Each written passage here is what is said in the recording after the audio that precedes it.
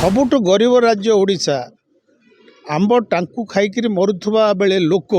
से राज्यर विधायक माने सारा देशर समस्त विधायक मान ठारू सर्वाधिक दरमा नवा ये एक हास्यास्पद घटना। समस्त विधायक को निज नियंत्रण रे रखिबा पई एटा गोटे लोभनीय पदक्षेप मोहन माझी सरकार नेचंती। एटा जनविरोधी निष्पत्ति कहीं ओडिशा गोटे कृषि बहुल राज्य। ओडिशा रे कृषक मानक प्रति आदौ सरकार दृष्टि दे नांती। ये जो नवनिर्वाचित सरकार 2 वर्ष पाखापाखि है किंतु कृषक मानकर एवं नामक मात्र कृषक भाग चाषी मानकर अवस्था अत्यंत शोचनीय। द्वितीय दरदाम वृद्धि जो प्रकार समस्त ओडिशा राज्यवासी राति पाइले सम्मुखीन होती दरदाम वृद्धिटा सरकार आदौ नियंत्रण को नहीं पाना। संपूर्ण भावे किछि मुष्टिमय व्यापारी मानक हाथ में बजार नियंत्रण दायित्व रही से इच्छा बढ़ाऊँ कमाऊँ। तृतीय आपण जानी सांबादिक मानकर दरमा पेंशन कथा आज पर्यंत सरकार समाधान कले नहीं। जो माने गणतंत्र चतुर्थ स्तंभ बोलिकी सरकार डिंडिम पिटुचंती भाषण मारुचंती किंतु सांबादिक मानंकु फोटो जर्नलिस्ट मानंकु आदौ सरकार जो दरमा देवा कथा बा वरिष्ठ नागरिक मानंकु पेंशन देवा कथा आदौ सेटा दृष्टि नहीं नांती। वकील मानंकर मध्य समस्तंकर समान आय न थाए सेमानंकर मध्य किछि निर्धारित दरमा फिक्स करिया कथा ये एटा मध्य पेंडिंग हेकी रही। आपण ओडिशा रे देखिबे विभिन्न युवक मानक शिक्षित युवक माने जो प्रकार बेकारी संकट भितर बुड़ीक अच्छे सेटा मध्य सरकार समाधान कर पारना। ए प्रकार सब विभिन्न प्रकार जनविरोधी निष्पत्ति जो सरकार वर्तमान नौचंती विभिन्न समस्यार समाधान करने परिवर्ते वर्तमान विधायक मानकर दरमाटा एते लोभनीय करवाटा 3,50,000 45,000 70,000 एभली जो भत्ता सह करवाटा आदौ जुक्तियुक्त नुह। कारण वर्तमान ओडिशा राज्य उपरे गोटे संकट आसूची ताहाला जे ओडिशार जो खनि पानी जंगल जमी उपरे विभिन्न कॉर्पोरेट आखि पकाइचंती ताकू जेमिति कौनसी प्रकार प्रतिवाद बिना सेमाने विधानसभा रे बिल पारित करिवे से चिंतारे ए पदक्षेपटा मोहन माझी सरकार नेचंती। समस्त विधायक मानंकु से विरोधी दलर विधायक हुंतु शासक दलर विधायक हुंतु समस्त विधायक को निज नियंत्रण रे रखिबा पई एटा गोटे लोभनीय पदक्षेप मोहन माझी सरकार नेचंती। एथिरे ओडिशावासी सतर्क हेबा दरकार जे आसंता दिन रे नदी जंगल खनि भूमि जो भली भावे घरोई कंपनी हाथ को चली जीवो ता विरुद्ध रे समस्त को एक हबार आवश्यकता रही। आ गोटे कथा जे वर्तमान वार्धक्य भत्ता विधवा भत्ता एवं भिन्नक्षम भत्ता दीर्घ दिन सीमित होगी रही। सरकार घोषणा कले निर्वाचन पूर्व सेटा मध्य पूरण कर पारे ना। एणु विभिन्न लोकंकर समस्या समाधान करने परिवर्ते विधायक मानकर दरमा वृद्धि आदौ जुक्तियुक्त नुह। एथिरु विभिन्न विधायक माने आगु को आसी स्वतःप्रवृत्त भावे घोषणा करने दरकार जे आमे एभली दरमा नबु नाही।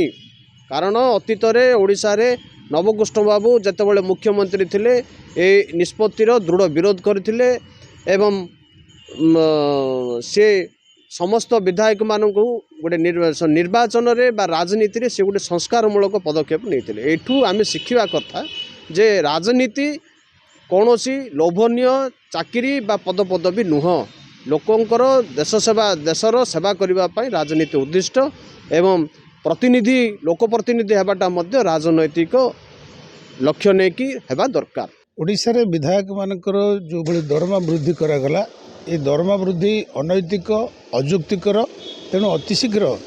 यही दरमा वृद्धि को प्रत्याहार करने आम पार्टी CPIM ओडिशा राज्य कमिटी दावी करिछि। एवं ओडिशा रे गरीब लोक ओडिशा रे अस्थायी कर्मचारी ओडिशा रे स्कीम कर्मचारी आंदोलनरत शिक्षक ए समस्तंकर दरमा भत्ता वृद्धि करिवार आवश्यक थिला बेले 3,45,000 टंका शेष मुहूर्त जो भली भाव में करागला ये ओडिशार एक कलंकित इतिहास सृष्टि कर भविष्य पीढ़ी ए निष्पत्ति को ग्रहण करेंगे ना एवं जो माने ए निष्पत्ति संपृक्त से केबे क्षमा मिल ना 29 दिन विधानसभा अधिवेशन को 18 दिन रे सारी शेष मुहूर्त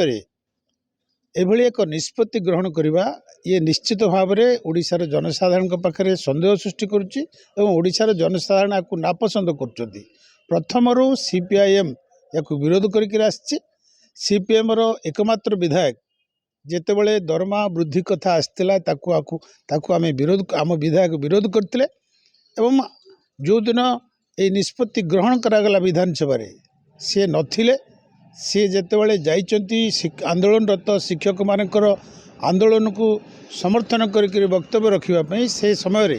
अतर्कित भाव में ये निष्पत्ति ग्रहण करा जाइछि ताकु मध्य आम नापसंद करुचु